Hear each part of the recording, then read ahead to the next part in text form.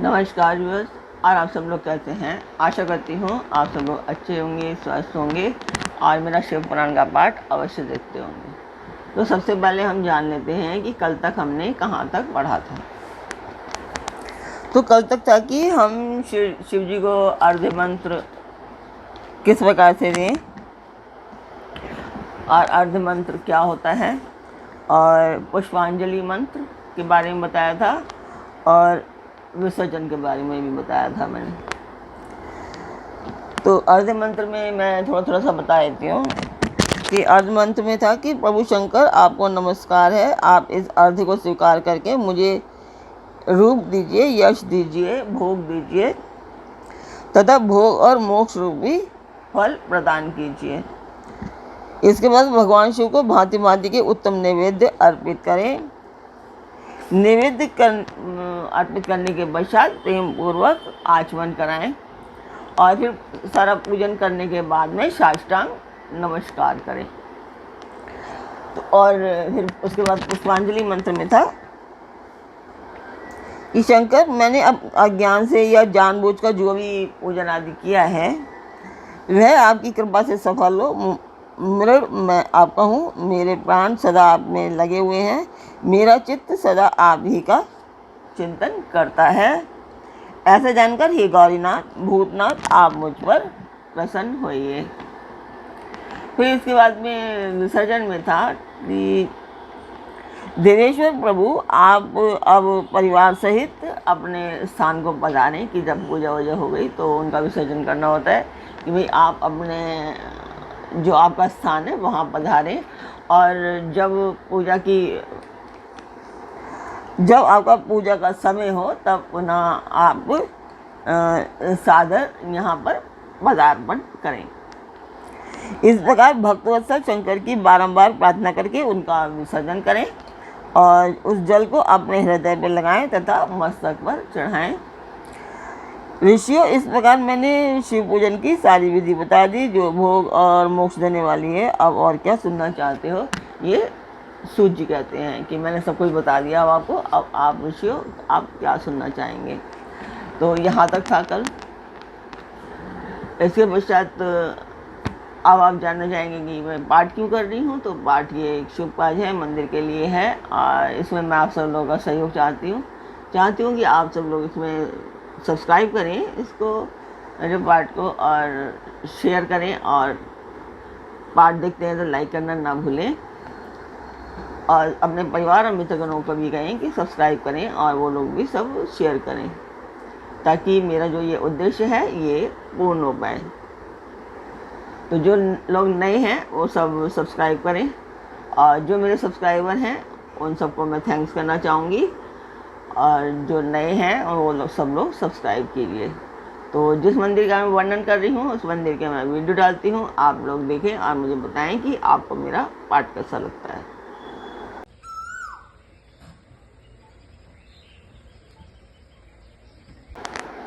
तो मंदिर की वीडियो आपने देखी, आपको मेरा पाठ कैसा लग रहा है कमेंट बॉक्स में मुझे अवश्य बताएं। तो अब हम चलते हैं आज के पाठ पर। स्वागत करती हूँ मैं आप सभी का अपने इस कार्यक्रम शिव पुराण में। तो आज के शिव पुराण में है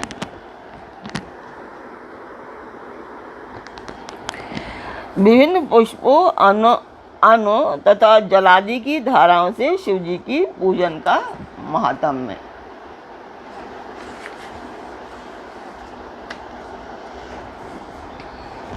तो ब्रह्मा जी कहते हैं, नारद, जो लक्ष्मी प्राप्ति की इच्छा करता हो वह कमल, बेलपत्र, शतपत्र और शंख पुष्प से भगवान शिव की पूजा करे। ब्राह्मण, यदि 1,00,000 की संख्या में इन पुष्पों द्वारा भगवान शिव की पूजा संपन्न हो जाए तो सारे पापों का नाश हो जाता है और लक्ष्मी की भी प्राप्ति हो जाती है, इसमें संशय नहीं है। प्राचीन पुरुषों ने 20 कमलों का एक प्रस्थ बताया है। 1 सहस्त्र बिल्व पत्रों को भी एक प्रस्थ कहा गया है। 1 सहस्त्र शतपत्र से आधे प्रस्थ की परिभाषा की गई है। 16 पलों का एक प्रस्थ होता है और 10 रंगों का एक पल। इस मान से पत्र, पुष्प आदि को तौलना चाहिए। जब पूर्वोक्त संख्या वाले पुष्पों से शिव की पूजा हो जाती है, तब सकाम पुरुष अपने संपूर्ण अभिष्ट को प्राप्त कर लेता है। यदि उपासक के मन में कोई कामना ना हो तो वह पूर्वोक्त पूजन से शिव स्वरूप हो जाता है। मृत्युंजय मंत्र का जब 5 लाख जब पूरा हो जाता है, तब भगवान शिव प्रत्यक्ष दर्शन देते हैं। 1 लाख के जप से शरीर की शुद्धि हो जाती है। दूसरे लाख के जब से पूर्व जन्म की बातों का स्मरण होता है। तीसरे लाख पूर्ण होने पर संपूर्ण काम में वस्तु प्राप्त हो जाती है। चौथे लाख का जप होने पर स्वप्न में भगवान शिव का दर्शन होता है। और 5वें लाख का जप ज्यों ही पूरा होता है, भगवान शिव उपासक के मंत्र का 10 लाख जप हो जाए तो संपूर्ण फल की सिद्धि होती है। जो मोक्ष की अभिलाषा रखता है वह 1 लाख दर्भों द्वारा शिव का पूजन करे। मुनि श्रेष्ठ, सर्वत्र लाख की ही संख्या समझनी चाहिए। आयु की इच्छा वाला पुरुष 1 लाख दुर्वाओं द्वारा पूजन करे। जिसे पुत्र की अभिलाषा हो वह धतूरे के 1 लाख फूलों से पूजा करे। लाल डंठल वाला धतूरा पूजन में शुभदायक माना गया है। अगस्त्य के 1 लाख फूलों से पूजा करने वाले पुरुष को महान यश की प्राप्ति होती है। यदि तुलसी दल से शिव की पूजा करें तो उपासक को भोग और मोक्ष दोनों सुलभ होते हैं। लाल और सफ़ेद आँख, अपामार्ग और श्वेत कमल के 1 लाख फूलों द्वारा पूजा करने से भी उसी फल, भोग और मोक्ष की प्राप्ति होती है। जपा अड़हुल के 1 लाख फूलों से की हुई पूजा शत्रुओं को मृत्यु देने वाली होती है। करवीर के 1 लाख फूल यदि शिव पूजन के उपयोग में लाए जाएं तो वे यहाँ रोगों का उच्चाटन करने वाले होते हैं। बंदूक दोपहिया के फूलों द्वारा पूजन करने से आभूषण की प्राप्ति होती है। चमेली से शिव की पूजा करके मनुष्य वाहनों को उपलब्ध करता है, इसमें संशय नहीं है। अलसी के फूलों से महादेव जी का पूजन करने वाला पुरुष भगवान विष्णु का प्रिय होता है। शमी पत्रों से पूजा करके मनुष्य मोक्ष प्राप्त कर लेता है।